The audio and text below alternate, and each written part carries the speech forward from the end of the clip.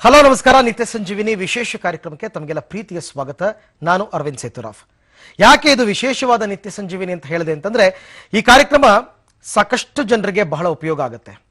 ಎಷ್ಟೋ ವೈಯಕ್ತಿಕ ಸಮಸ್ಯೆಗಳು, ವ್ಯಕ್ತಿಗತ ಸಮಸ್ಯೆಗಳು, ಲೈಂಗಿಕ ಸಮಸ್ಯೆಗಳು, ಇದನ್ನ ಯಾರ ಜೊತೆನಲ್ಲೂ ಹೇಳ್ಕೊಳ್ಳೋದಕ್ಕಾಗೋದಿಲ್ಲ. ಹೇಗಪ್ಪ ಹೇಳ್ಕೊಳ್ಳೋದು? ಸಂಕೋಚ ಪ್ರವೃತ್ತಿಯನ್ನ ಜನ ಇನ್ನೂ ಬಿಟ್ಟಿರೋದಿಲ್ಲ. ಹಾಗಾಗಿ ಈ ವಿಶೇಷ ಕಾರ್ಯಕ್ರಮದಲ್ಲಿ ನೀವು ಕೂಡ ಕರೆ ಮಾಡಬಹುದು, ಮಾತನಾಡಬಹುದು. ಇಂಥ ಯಾವುದಾದ್ರೂ ಸಮಸ್ಯೆಗಳಿದ್ರೆ ವೈದ್ಯರಿಂದ ನೇರವಾಗಿ ನೀವು ಪರಿಹಾರವನ್ನು ಪಡ್ಕೊಳ್ಬಹುದು. ಜೊತೆಗೆ ಸಾಕಷ್ಟು ಮಾಹಿತಿಯನ್ನು ಕೂಡ ಕೊಡ್ತೀವಿ. ಬನ್ನಿ ಹಾಗಾದ್ರೆ ಕಾರ್ಯಕ್ರಮವನ್ನು ಆರಂಭ ಮಾಡೋಣ. ಒನ್ಸ್ ಅಗೇನ್ ವೆಲ್ಕಮ್ ಟು ನಿತ್ಯ ಸಂಜೀವಿನಿ.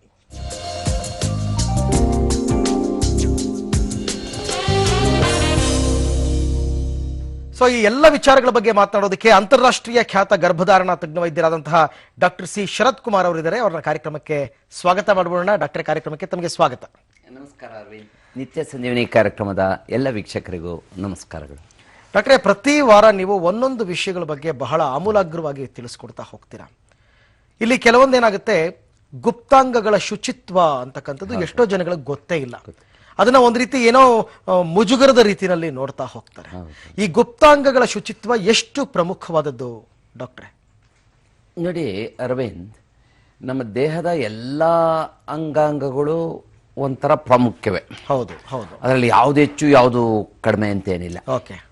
ಆದ್ರೆ ಏನಾಗ್ತದೆ, ನಾವು ಮುಖಕ್ಕೆ ಕೊಟ್ಟಷ್ಟು ಮರ್ಯಾದೆನ ನಾವು ಬೇರೆ ಅಂಗಾಂಗಗಳಿಗೆ ಕೊಡೋದಿಲ್ಲ.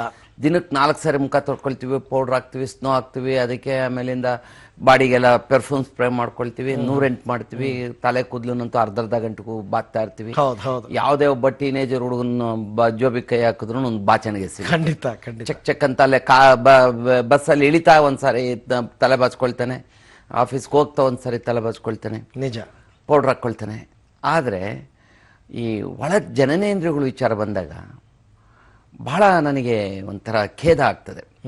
ಸಾಕಷ್ಟು ಜನಕ್ಕೆ ಒಂಥರ 80% ಜನಗಳಿಗೆ ಈ ಒಳ ಜನನೇಂದ್ರಿಯಗಳ ಮತ್ತು ಹೊರ ಜನನೇಂದ್ರಿಯಗಳ ಶುಚಿತ್ವದ ಬಗ್ಗೆ ಅರಿವಿಲ್ಲ, ಅಥವಾ ಅರಿವಿದ್ರೂ ಅದರ ಬಗ್ಗೆ ತಾತ್ಸಾರ, ಸಂಪೂರ್ಣವಾಗಿ ಅದ್ರ ಕಡೆ ಗಮನ ಕೊಡೋದಿಲ್ಲ.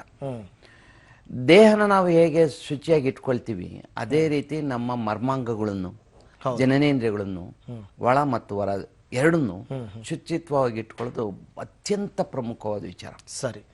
ಯಾತಕ್ಕೆ ಅಂತಂದ್ರೆ ಬಹಳಷ್ಟು ಕಾಯಿಲೆಗಳು ಈ ಜನನೇಂದ್ರಿಯಗಳಿಂದನೇ ಉಂಟಾಗುತ್ತೆ. ಹೌದಾ?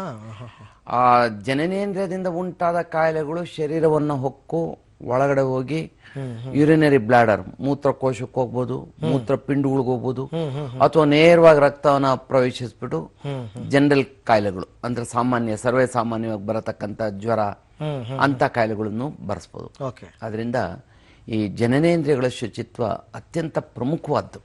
ಆದ್ರೆ ಅದು ಚರ್ಚೆ ಆಗೋದಿಲ್ಲ.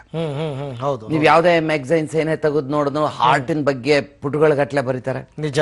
BP-ದಂತೂ ಬರದೇ ಬರೀತಾರೆ, ಆಹಾರ ಪದ್ಧತಿಗಳನ್ನ ಬರೀತಾರೆ, ದೇಹದ ತೂಕದ ಬಗ್ಗೆ ಬರೀತಾರೆ.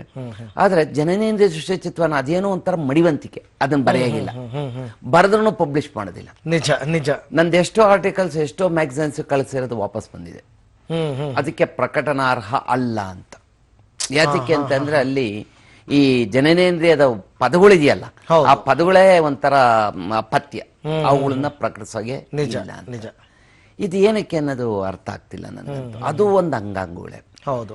ನೋಡಿ, ಈ ಜನನೇಂದ್ರಿಯಗಳು, ಅದರಲ್ಲೂ ಪುರುಷರಲ್ಲಿ ಶಿಸ್ತುವನ್ನ ಶುಚಿತ್ವವಾಗಿ ಇಟ್ಕೊಳ್ಳದೆ ಇದ್ರೆ ಎಂತೆಂಥ ಕಾಯಿಲೆಗಳು ಬರ್ತದೆ ಅಂದ್ರೆ ಕ್ಯಾನ್ಸರ್ ಕೂಡ ಬರ್ಬೋದು. ಎಸ್ಪೆಷಲಿ ಈ ಮುಂದೋಗ್ಲಿದೆಯಲ್ಲ, ಮುಂದೋಗ್ಲು ನಮ್ಮ ಹಿಂದೂ ಪದ್ಧತಿನಲ್ಲಿ ಯಾರೂ ಸರ್ಕಮ್ಸಿಷನ್ ಮಾಡಿಸ್ಕೊಳ್ಳೋದಿಲ್ಲ, ಮುಂಜಿ ಮಾಡಿಸ್ಕೊಳ್ಳೋದಿಲ್ಲ, ಎಲ್ಲೋ ಅಪರೂಪ, ಅದು ವೈದ್ಯರು ಹೇಳಿದಾಗ ಮಾಡಿಸ್ಕೊಳ್ತಾರೆ. ಇನ್ನು ಕ್ರಿಶ್ಚಿಯನ್ ಸೊಸೈಟಿನಲ್ಲಿ ಒಂದು 50% ಮಾಡಿಸ್ಕೊಳ್ತಾರೆ. ಮುಸ್ಲಿಂ ಜನಾಂಗದಲ್ಲಿ 100%